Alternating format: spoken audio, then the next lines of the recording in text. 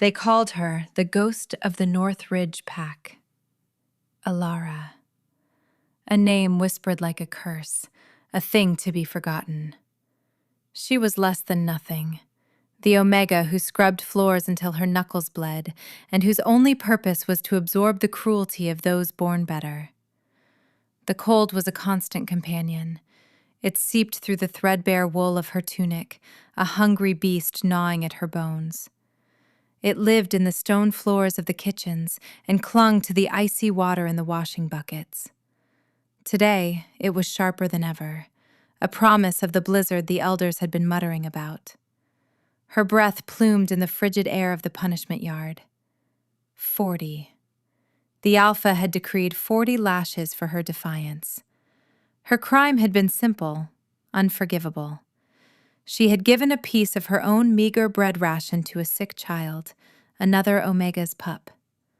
She had been seen.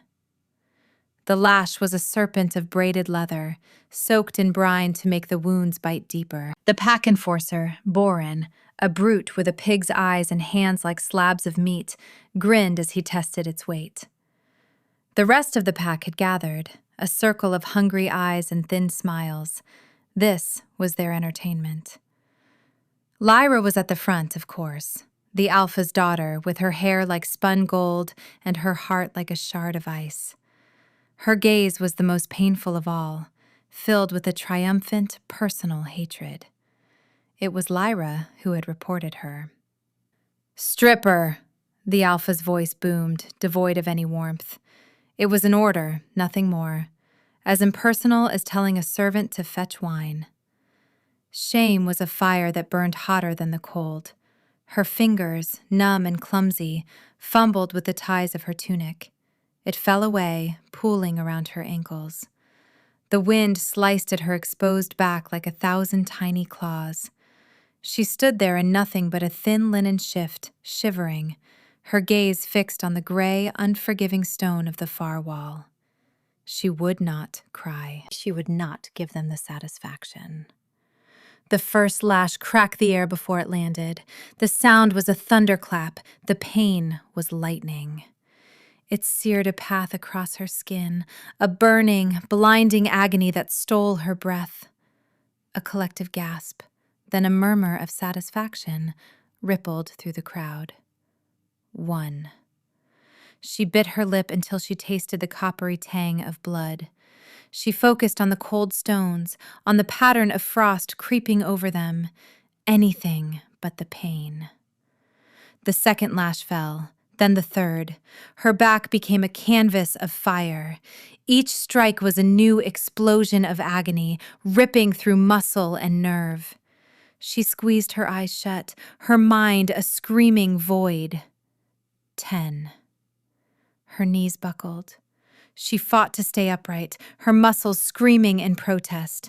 To fall was to show weakness. To fall was to break. 20. The world was a red haze.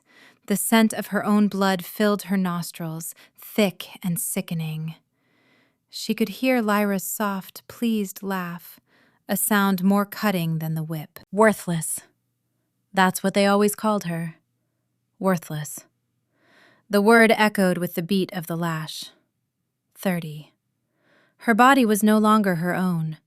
It was just a vessel for pain, a ragged, broken thing. But deep inside, buried beneath the layers of shame and agony, a tiny, stubborn ember refused to be extinguished. It was a flicker of defiance, a refusal to be nothing. 39. The enforcer was breathing heavily now, his grunts punctuating the silence between blows. He was enjoying this. She could feel it. 40. The final blow landed. It was a vicious, tearing strike that ripped a cry from her throat, a sound she had fought so hard to contain. The force of it sent her stumbling forward. Her knees hit the frozen ground. Silence descended on the yard. It was over. The punishment was done. She was supposed to crawl away now, to lick her wounds in whatever dark corner she could find, but she did not crawl. Slowly, With a strength she did not know she possessed, she pushed herself up. Her legs trembled like newborn fawns.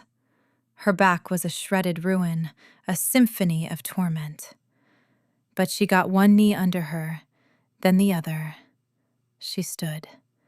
She stood for 41. She turned, her head held high, and met the Alpha's shocked gaze. She looked at Lyra, whose perfect smile had faltered. She looked at them all, at their stunned faces. In her eyes, for a single, fleeting moment, there was not fear, but fire. Then the strength fled her, and the world went black. She was falling, but she had stood. That was enough. She awoke to more pain, a dull, throbbing echo of the lashing. She was in her usual place, a pile of straw in a forgotten corner of the stables, the scent of hay and manure thick in the air. Someone, another Omega with a flicker of pity, had thrown a coarse blanket over her. They had not dared to tend her wounds. To show such kindness would be to invite the Alpha's wrath. Her back was a sticky, raw mess. Every breath was a fresh torment, the movement of her ribs pulling at the mangled skin. She lay there, listening to the rising howl of the wind outside. The promised blizzard was arriving. A shadow fell over her. She flinched, expecting a kick. "Get up, Ghost." It was Lyra. Her voice was laced with a venomous sweetness. Alara tried to push herself up, a gasp of pain escaping her lips. Lyra watched, her expression one of cold amusement. "The Eastern Patrol is a man short," Lyra said, tapping a pristine leather boot against the filthy straw. "Jorek came down with the fever. You're taking his place." Alara stared, uncomprehending. A patrol? Now? With a blizzard descending? With her back torn to ribbons? It was a death sentence. I cannot," she whispered, her voice a dry rasp. Lyra's smile widened. "That sounded like defiance. Shall we see if you can stand for another 40 lashes? Fear, cold and sharp, cut through the fog of pain. She could not survive that again. No one could. "No," Alara whispered, forcing herself into a sitting position. Every muscle screamed. "I will go." "I thought so," Lyra purred. She tossed a worn, patched cloak onto the straw. It was thin and offered little protection. "Do not be late. The patrol leaves at moonrise. And Alara," she added, her voice dropping to a conspiratorial whisper, "try not to get lost. The wolves are hungry in this weather." Lyra swept away, leaving Alara alone in the suffocating darkness. It was not a request. It was an execution, elegantly disguised as a duty. Lyra wanted her gone, erased. She wanted her to wander into the storm and never return.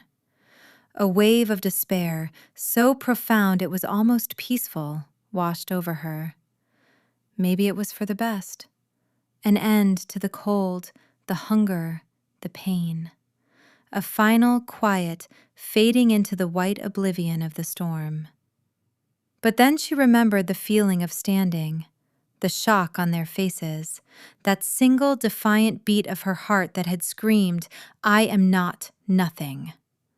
No, she would not let Lyra win. She would not let them break her.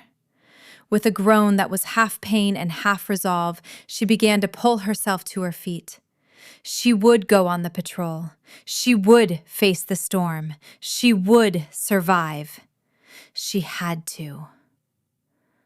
The wind was a physical force, a wall of shrieking ice and snow that shoved and clawed at her. The patrol consisted of 3 other shifters, broad-shouldered males who ignored her completely, their contempt a palpable shield. They gave her the worst position, tail end, where the wind was fiercest and the tracks were hardest to follow. Within an hour, the world had dissolved into a churning vortex of white. The others were just dim shapes ahead of her, their forms blurring and disappearing in the swirling snow. The cold was no longer just a sensation. It was an invading entity, stealing the warmth from her blood, the feeling from her limbs. Her wounds, fresh and raw, burned with a frigid fire. She stumbled, her frozen boot catching on a hidden root. She fell hard, her face plunging into a deep drift of snow. It was soft, like a pillow. The impact jarred her whole body, sending a fresh wave of agony through her back. She cried out, but the wind snatched the sound from her lips and tore it to shreds. When she pushed herself up, spitting snow from her mouth, she was alone. The shapes of the other patrol members were gone. The blizzard had swallowed them. Panic, sharp and acidic, clawed at her throat. "Wait!" she screamed, her voice thin and reedy against the storm's roar. "Wait for me!" There was no answer but the howl of the wind. They had left her.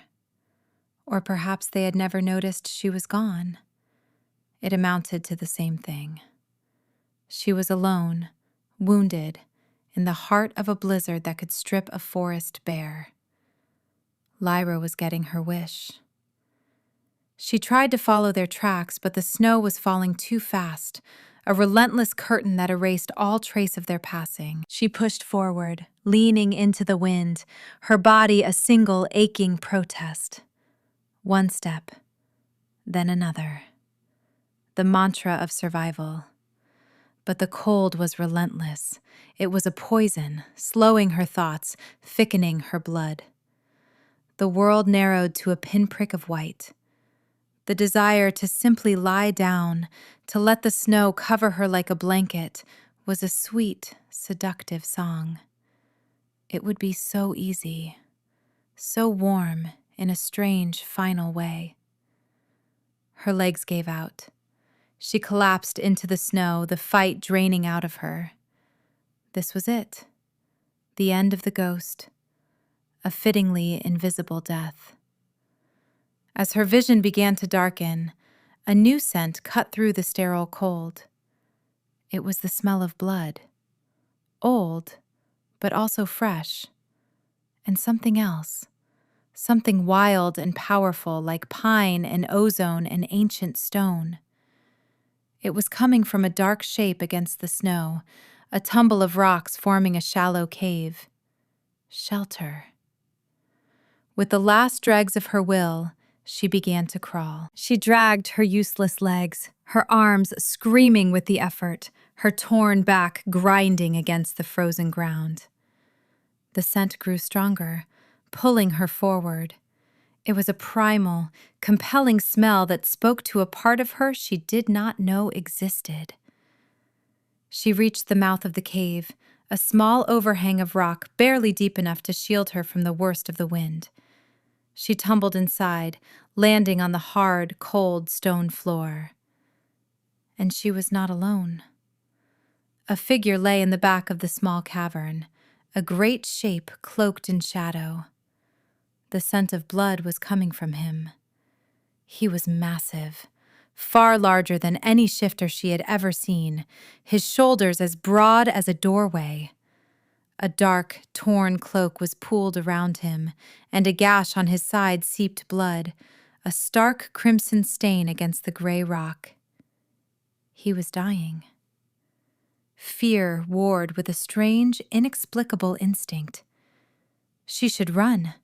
This was a predator, she could feel it.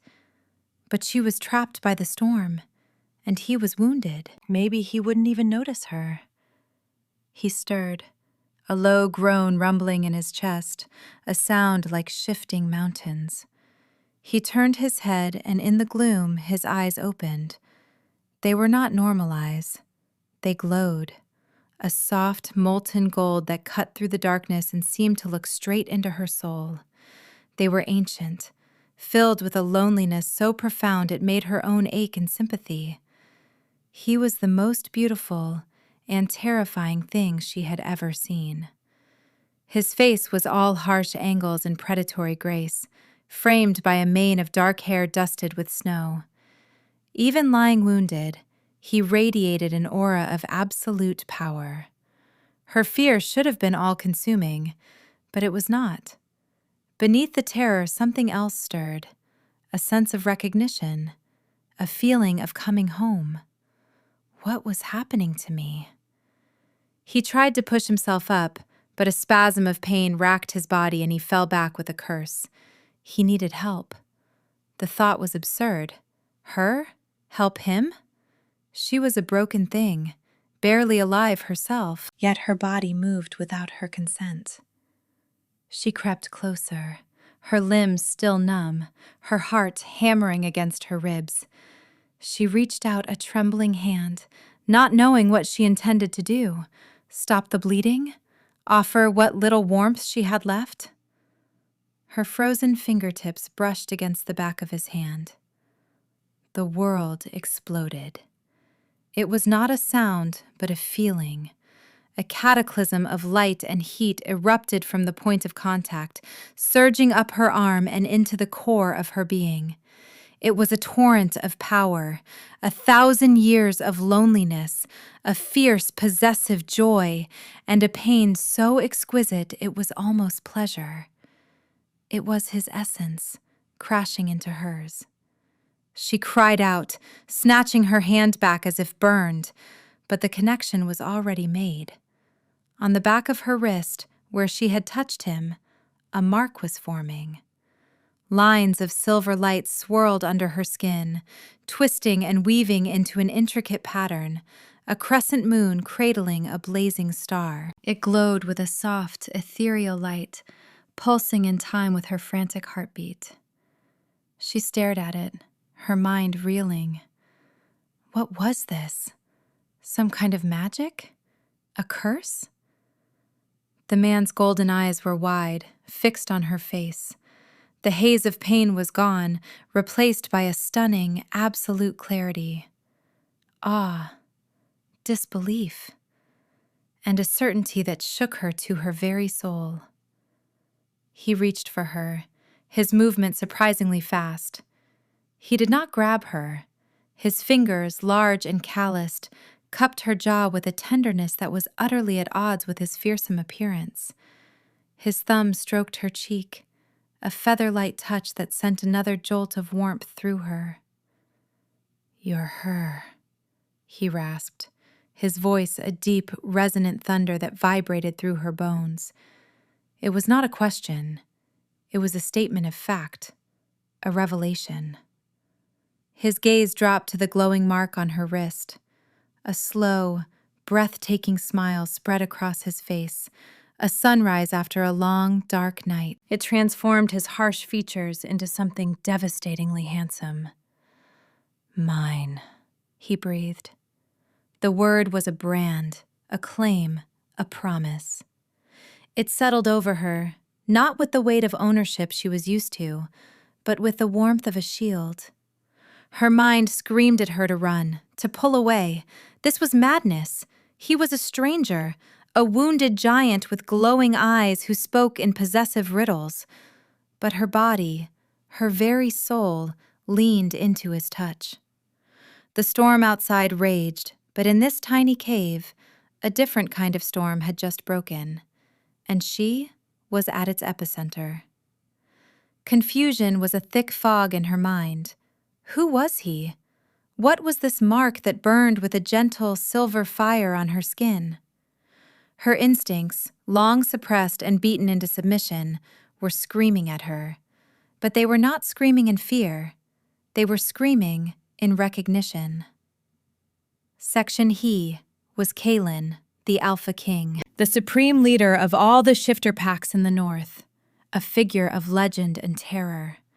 A being so ancient and powerful that common shifters like her pack spoke his name in hushed, fearful whispers. And she, Alara, the ghost, the worthless Omega, was his fated mate. The one he had been searching for centuries. The absurdity of it was a bitter laugh in her throat. Her? His mate? The universe had a cruel sense of humor.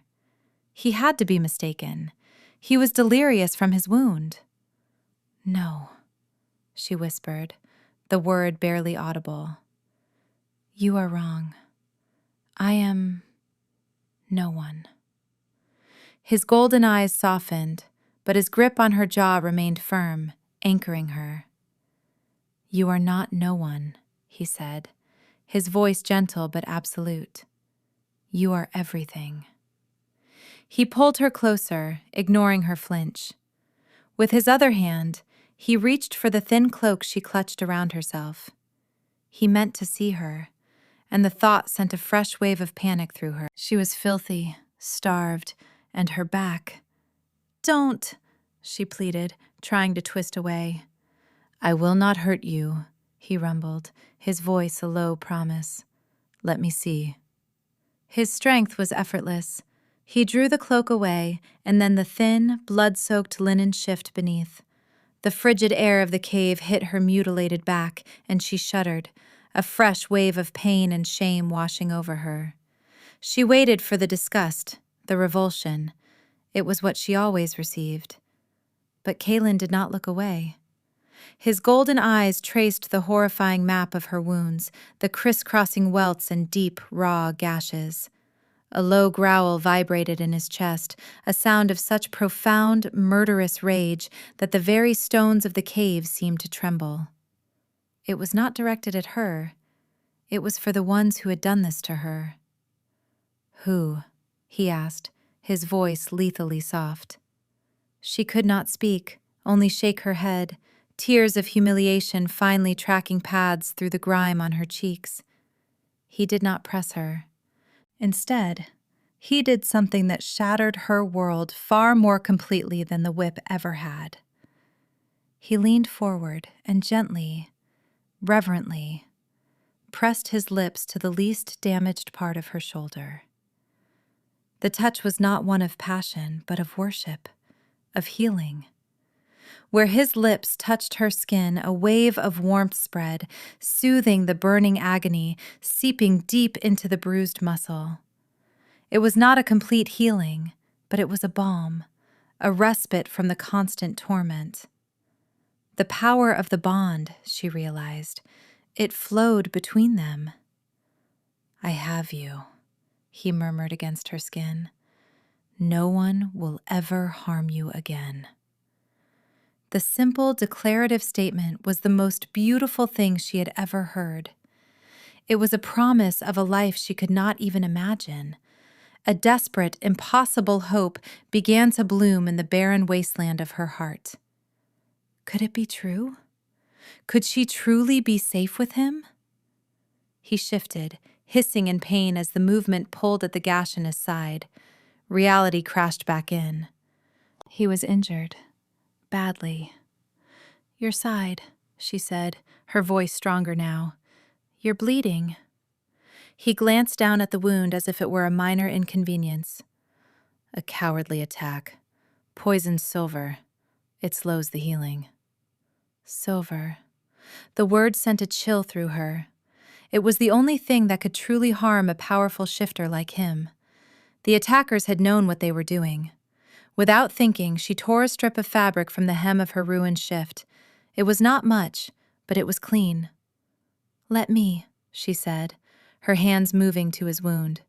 He watched her, his expression unreadable, as she gently cleaned the edges of the gash. Her hands were shaking, but her touch was steady. This, she understood, the tending of wounds. It was usually a task for Omegas, but never for someone so important. As she pressed the makeshift bandage against his side, their skin touched again. Another jolt, softer this time, a gentle hum of energy that flowed from her into him. The silver-laced poison in his wound seemed to recede from her touch, the angry red edges of the gash calming slightly. He sucked in a sharp breath, his eyes widening in surprise. He looked from his wound to her, a new understanding dawning in his gaze. "What was that?" he asked, his voice filled with awe. I don't know," she stammered. She had done nothing, just touched him. Before he could say more, a new sound reached them, cutting through the howl of the blizzard. It was the crunch of boots on snow and voices. "Spread out! The tracks end here somewhere!" Alara's blood ran cold. She knew that voice. It was Jorik, the very shifter she had replaced on the patrol. But he was supposed to have a fever, and with him... "She can't have gone far," another voice sneered. Lyra. They had not been on patrol. They had been hunting her. Kalen's entire body went rigid. He moved with silent, deadly grace, pulling her behind him and pressing them both deeper into the shadows of the cave. His body was a shield of unyielding muscle and warmth. The low, guttural growl returned to his chest, the sound of a king preparing to defend his territory. "Stay behind me," he whispered, his golden eyes blazing with a cold, terrifying light. Lyra's form appeared at the mouth of the cave, silhouetted against the swirling white of the storm. She peered into the darkness, her pretty face twisted with annoyance. "Useless creature," she muttered, "probably frozen in a ditch already." "There's blood here," Jorik said, kneeling just outside. "Fresh." Lyra's eyes narrowed. She took a hesitant step inside, her gaze sweeping the shadows. And then she saw them. Her eyes widened, first at the sight of the massive, wounded king, and then at the sight of Alara, huddled behind him. For a moment, Lyra was speechless. Then her gaze fell to Alara's wrist, where the soul mark still pulsed with a faint, silver light. A mask of pure, venomous jealousy fell over her features. The shock turned to rage. It was supposed to be her. She was the Alpha's daughter, beautiful and powerful. She was the one who deserved a mate like the Alpha King, not this nothing. "Well, well," Lyra said, her voice dripping with malice. "Look what the ghost dragged in. Or is it the other way around?" Kalen's growl deepened. "Leave," he commanded. The word was not loud, but it held the weight of absolute authority. The air in the cave grew heavy, pressing in on them. Lyra flinched, but her ambition was stronger than her fear. She saw a wounded king and a pawn to be used. Her eyes gleamed with a cunning, treacherous light. "I don't think so," she said, a cruel smile playing on her lips. She raised a hand, and two more shifters, armed with crossbows, appeared behind her. The tips of their bolts were coated in the same dark, viscous poison Alara had seen on Kalen's blade. "You are far from your throne, King Kalen, and your little pet has a claiming mark. How interesting." The Ember Covenant will be very interested to hear about this. The Ember Covenant. The name sent a wave of cold dread through Alara. They were a dark cult, whispers said. Shifters who dabbled in forbidden magic, who sought to overthrow the old order. They were rumored to be led by a shadowy figure who called himself the Shadow King. Lyra was one of them. This was more than just petty jealousy. This was treason. "You will not touch her," Kalen snarled, rising to his full, intimidating height. He shielded Alara completely with his body. Even wounded, he was a terrifying sight, a god of wrath about to be unleashed. "Oh, I won't have to," Lyra said sweetly. She pulled a small, dark object from her belt. It was a sphere of polished obsidian. She began to chant, her voice weaving a spell of dark, cloying magic. The air grew thick, heavy with the scent of ozone and decay. Kalen stiffened, a grunt of pain escaping him. The silver poison in his wound seemed to reignite, flaring with renewed virulence under the influence of the dark magic. "The bond," he gasped, his gaze finding Alara's. "She's using it." Alara felt it too. A cold, slimy tendril of energy was worming its way into the beautiful, warm connection she shared with Kaylin. It was trying to poison it, to sever it. The pain was excruciating, a blade of ice twisting in her soul. She cried out, clutching her chest. The silver mark on her wrist flickered, turning a dull, sickly gray. The warmth that had filled her was draining away, leaving a hollow, aching void. "You see, King Kaylin?" Lyra gloated, her face alight with triumph. "Your greatest strength is now your greatest weakness. Everything you feel, she feels. Every bit of pain the silver causes you is amplified 100 times for your precious little mate." Kaylin looked at Alara, his face a mask of agony and fury. He was being tortured, and because of their bond, she was suffering even more. He was trapped. To fight back would be to cause her unbearable pain. "Stop," he choked out, his body trembling with the effort of fighting the poison. "Gladly," Lyra said. "Come with us peacefully, both of you, and I will stop." It was a checkmate. Alara looked at Kaylin's face, contorted in a battle he could not win without destroying her. The desperate hope that had bloomed in her heart withered and died, turning to ash. She had been a fool to believe. She was not a queen. She was a weakness, a liability, a chain around his neck. Before Kaylin could answer, she made a decision. She could not be the reason for his downfall. "I'll go," she said, her voice surprisingly steady. "Let him go." Lyra laughed, a high, cruel sound. "You are in no position to bargain, Ghost. We are taking you both, but I appreciate the sentiment." She gestured with the obsidian sphere. One of the shifters behind her stepped forward, holding a pair of heavy iron manacles. But they were not iron. They were inlaid with twisting lines of silver, magic-dampening cuffs. He lunged for Alara. Kaylin roared, a sound of pure, untamed fury.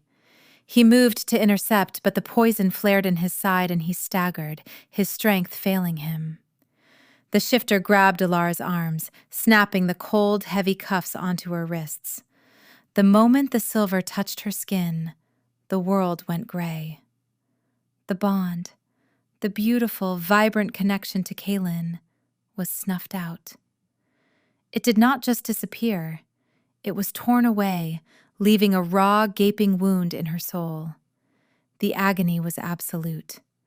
It was worse than the lash, worse than the cold, worse than anything she had ever known. She screamed, a raw, broken sound, and collapsed. The last thing she saw before darkness took her was Kaylin's face, his golden eyes wide with horror and a pain that mirrored her own, as Lyra and her hunters dragged her out into the storm. Consciousness returned in jarring fragments. The lurch of a horse-drawn cart, the biting cold, the dull, throbbing ache where the bond used to be. It was a phantom limb, a missing piece of her soul, and its absence was a constant, grinding agony. The silver cuffs were a source of perpetual misery. They were unnaturally cold, leeching her strength, and they completely severed her connection to Kaylin. She could not feel him. She could not feel his warmth, his strength, his presence. It was like being struck blind and deaf after a lifetime of perfect sight and sound. She was utterly, terrifyingly alone again. She was a prisoner of the Ember Covenant. Lyra had made sure to taunt her with the details during their journey. They were taking her to their fortress in the Shadowfen Mountains, a place of dark legend. They had Kaylin, too, chained in a separate wagon, weakened by the poison and the severing of their bond. Lyra had gloated about how the great Alpha King was now just a beast in a cage. The despair was a physical weight, crushing the air from her lungs. She had been given a glimpse of heaven, a single, perfect moment of belonging, only to have it ripped away. It was her fault. Her weakness had brought him to this. The old, familiar litany of worthlessness began its chant in her mind. They arrived at a fortress carved from black volcanic rock, a jagged scar against the snow-dusted peaks. It seemed to drink the light from the sky. Inside, the air was cold and smelled of old stone, bitter herbs, and a faint, coppery tang of blood. They threw her into a cell. It was small, damp, and lightless. A stone slab served as a bed. There was no blanket, no warmth, nothing. Just the crushing dark and the hollow ache in her soul. Time ceased to have meaning. It was an endless stretch of darkness, punctuated only by the slide of a bowl of thin, watery gruel through a slot in the door. She did not eat. The hunger in her belly was nothing compared to the starvation of her spirit. Lyra was gone. She had delivered her prizes and left, presumably to claim her reward. The guards who brought the food were silent, their faces hidden in the shadows of their cowls. One day, or was it night, the door opened. A tall figure stood silhouetted in the doorway, radiating an aura of cold, immense power that was a dark mirror to Kaelin's. He was elegant, dressed in black robes embroidered with silver thread that seemed to writhe like smoke. His face was unnervingly beautiful, but his eyes held no light, only the flat, dead emptiness of a predator. "So," he said, his voice a smooth, cultured baritone that slid over her skin like a cold snake. "This is the creature who has captivated our mighty king." This was him, the Shadow King, Malachor. He entered the cell, moving with a liquid grace. He circled her as she huddled on the stone slab, his gaze analytical, dismissive. "I must confess, I am disappointed," he mused, tapping a long, pale finger against his chin. "I expected more, some hidden fire, some great beauty, but you are just a half-starved whelp, a stray. How did you, of all beings, forge a soul bond with Kaelin?" Alara remained silent, her gaze fixed on the floor. She would give him nothing. He sighed, a sound of theatrical boredom. "No matter. Your origins are irrelevant.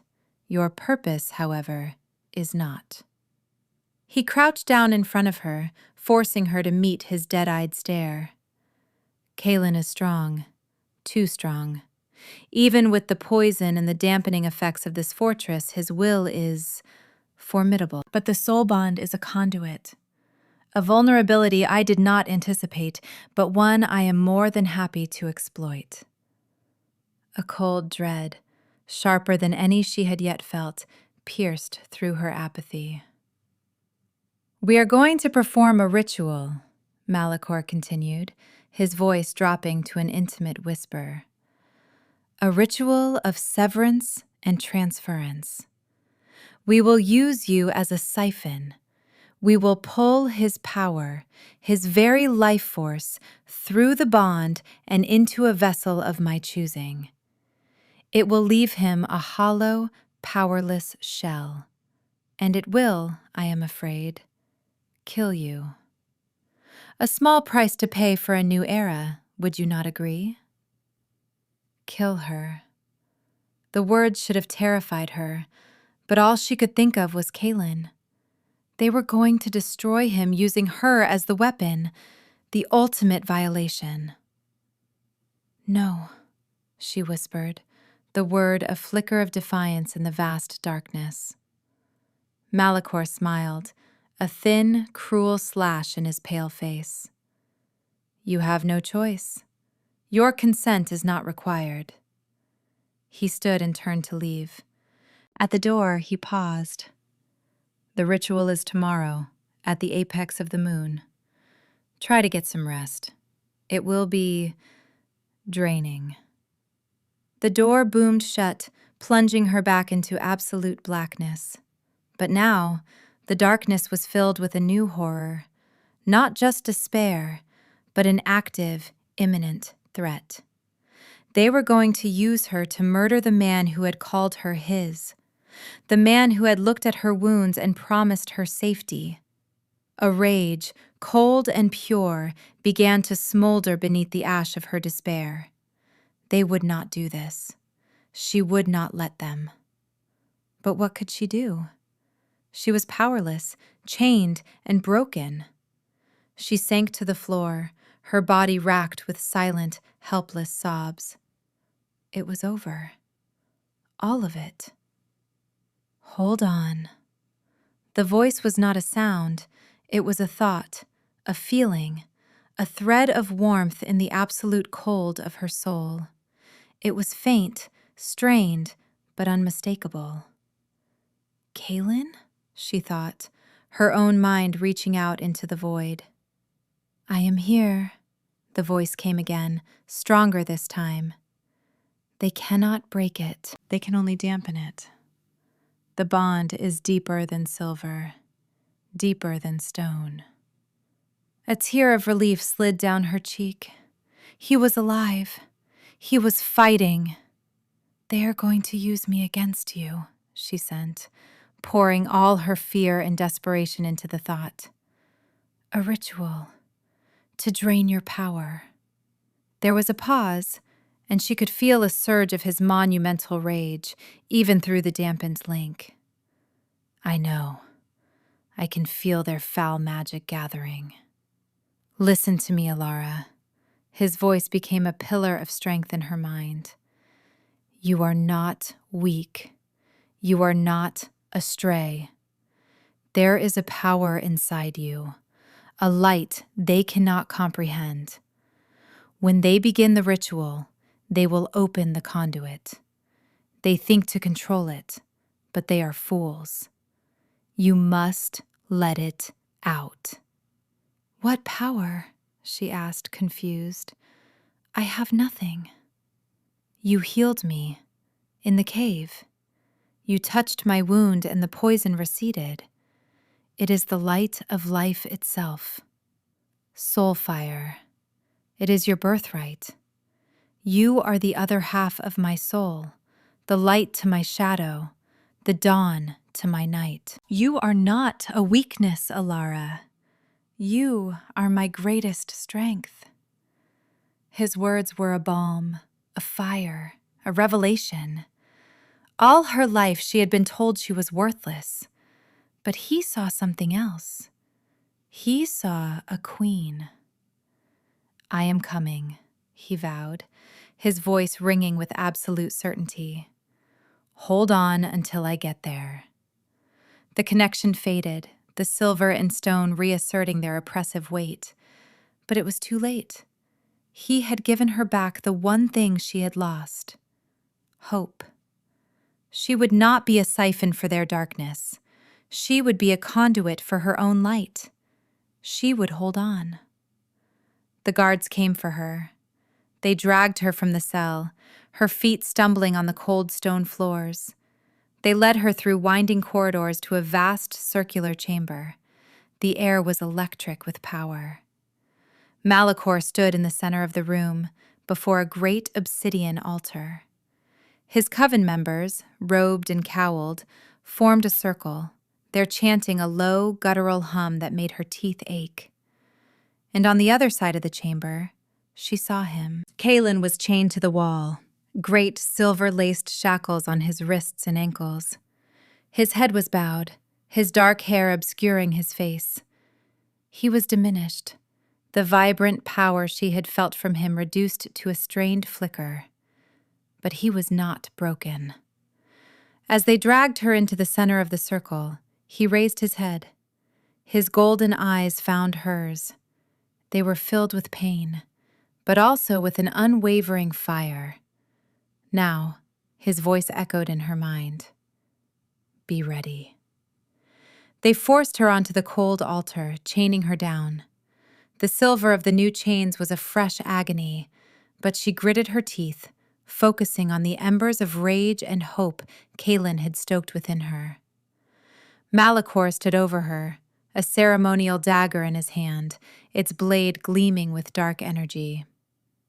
"A pity," he said conversationally, "to destroy something so connected. But power demands sacrifice." He raised the dagger.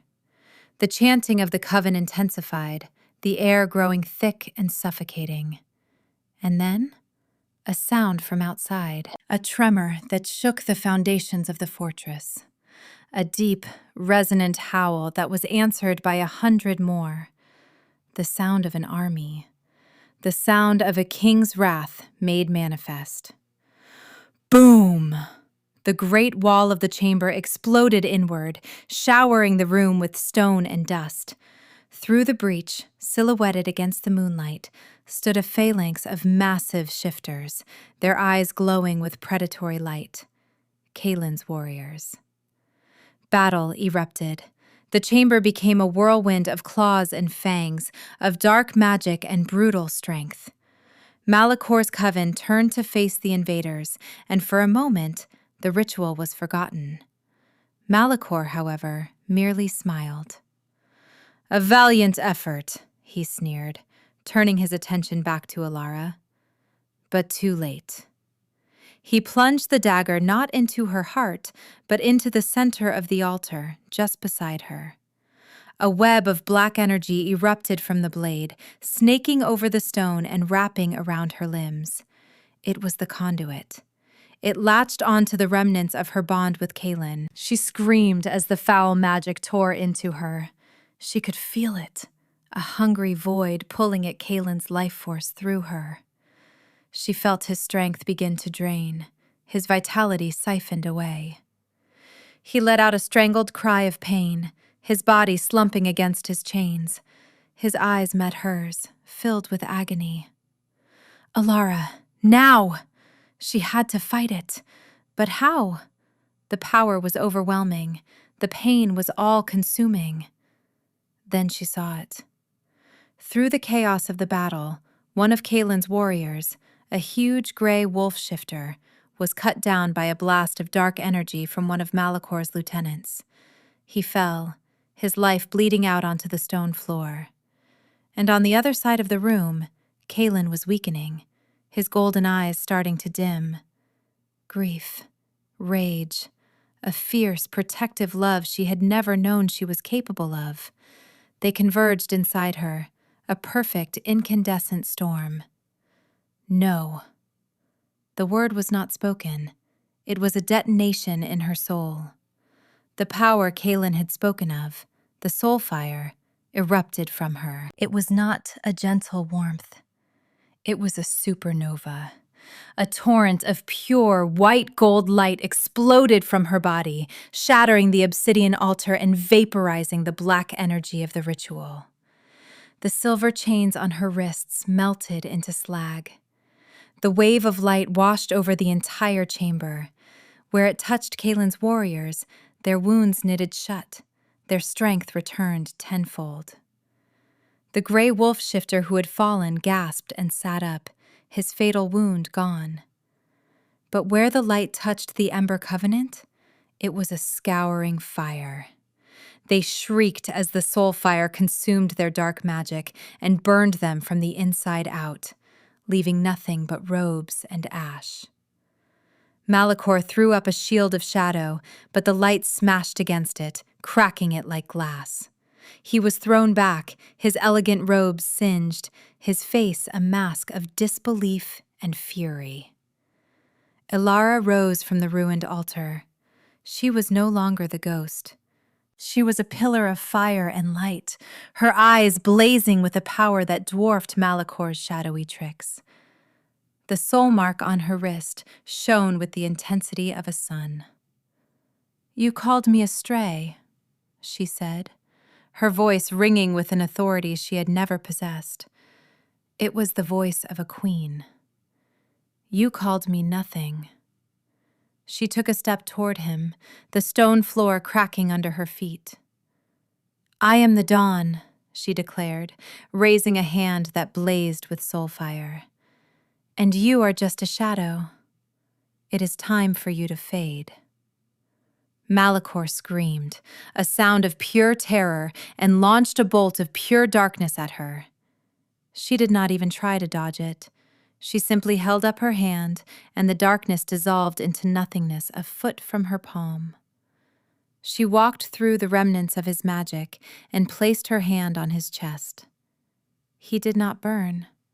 He did not explode. The light simply flowed into him, and the darkness that was his essence was unmade. He looked down at his hand as it began to dissolve into motes of gray dust. A look of profound, ultimate shock crossed his face. And then he was gone. Silence fell over the chamber. The battle was over. Kaelin's warriors stood staring, their expressions a mixture of awe and reverence, no longer at their king, but at her. Alara's power receded, the brilliant light softening into a gentle aura. The strength fled from her legs and she swayed, exhausted. Before she could fall, strong arms were around her. Kaelin. His chains had been shattered by her blast of light. He held her tight against him, his face buried in her hair. He was shaking. "I knew it," he whispered, his voice thick with emotion. "I knew you were my fire."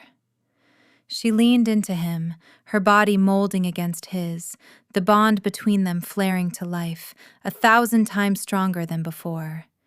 It was no longer just a connection. It was a fusion. She could feel his profound relief, his overwhelming love, his fierce pride, and he could feel hers. "I thought I had lost you," she murmured against his chest. "Never," he rumbled, his grip tightening. "Not in 1,000 lifetimes." He pulled back, his golden eyes searching her face. He cupped her cheek, his thumb tracing the line of her jaw.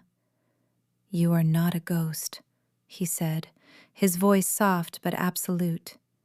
"You are a queen." He was right. The timid, broken girl who had been flogged in a frozen yard was gone. In her place was a woman who had faced down a king of shadows and unmade him with her own light. The self-doubt was still there, a faint echo in the back of her mind, but it was drowned out by the truth of what she had just done, by the truth in his eyes. He looked at the glowing mark on her wrist, then took her hand and pressed it to his own chest, over his heart. A new light flared, a golden fire that mirrored her silver. It sank into his skin, and when she pulled her hand away, a matching mark was burned over his heart, a blazing star cradled by a crescent moon. She had claimed him, just as he had claimed her. The bond was complete, a perfect, unbreakable circle. He smiled, a true, radiant smile that made her heart ache with a joy so fierce it was almost painful. "Mine," he said. "Mine," she answered, her voice clear and strong. In the days that followed, they left the Black Fortress behind, leaving it to crumble into dust. Kaelin's warriors treated her with a reverence that she found both unnerving and deeply healing. They did not see a former Omega. They saw the Soulfire Queen, the consort of their king, who had saved them all. They returned to Kaelin's own stronghold, a magnificent citadel nestled in a hidden valley where the seasons were gentle and the trees were ancient. It was nothing like the bleak, harsh territory of her former pack. It was a place of warmth, light, and life. It was a home. Kaelin never left her side. He showed her the sprawling libraries, the sun-drenched gardens, the roaring hearths in the great hall. He held her hand constantly, the contact a warm, steady anchor. He talked to her for hours, telling her of his long, lonely life, of his centuries of waiting for the mate he knew existed but could never find. And he listened, truly listened, as she haltingly told him of her own life, of the pain and the cold and the quiet resilience that had kept her from breaking. He took her to his private chambers, a suite of rooms high in the main tower, with a balcony that overlooked the entire valley. He sat her down before a crackling fire and knelt before her. "Sit down," he had commanded softly, and she had obeyed without question, the words a comfort, not an order. He took her worn, calloused hands in his. "Your old pack. They will answer for what they did to you," he said, his voice a low growl. "The Alpha, the one called Lyra, they will know my wrath." A part of her, the part that still remembered the sting of the lash, craved that vengeance. But looking at the firelight dancing in his golden eyes, feeling the steady warmth of their bond, she knew she did not need it. "No," she said, surprising herself. "My life did not begin until I met you. Let them fade into the past. They are nothing." He searched her eyes and saw the truth there. He nodded slowly. "As my queen wishes." The next day, he brought her to the great hall where his entire court had assembled. Hundreds of powerful shifters, alphas and betas from every pack loyal to him, filled the vast space. They all fell silent as he led her to the twin thrones on the dais. He stood before them, his arms securely around her waist, a public and undeniable statement of her place at his side. "For 500 years I have ruled alone," Kaelin announced, his voice echoing through the hall. "I have waited for the other half of my soul. Today, the waiting is over." He turned to her, his gaze so full of love and adoration it stole her breath. "I present to you, Alara, my mate, my bond, your queen of soulfire." He guided her to the larger of the two thrones, his own, and sat her down in it. He then took the consort's throne beside her, a gesture of deference and honor that spoke volumes more than his words. He was her king, but she was his everything. A murmur of awe went through the crowd, and then, as one, they knelt. Every alpha, every warrior, every member of his court. They knelt before her. The girl who had been forced to scrub floors, the girl who had been whipped for a crust of bread. Tears welled in her eyes, but for the first time in her life, they were not tears of pain or shame. They were tears of overwhelming, healing joy. She looked at the sea of bowing heads, and then she looked at Kaelin. He reached over, taking her hand and lacing his fingers through hers.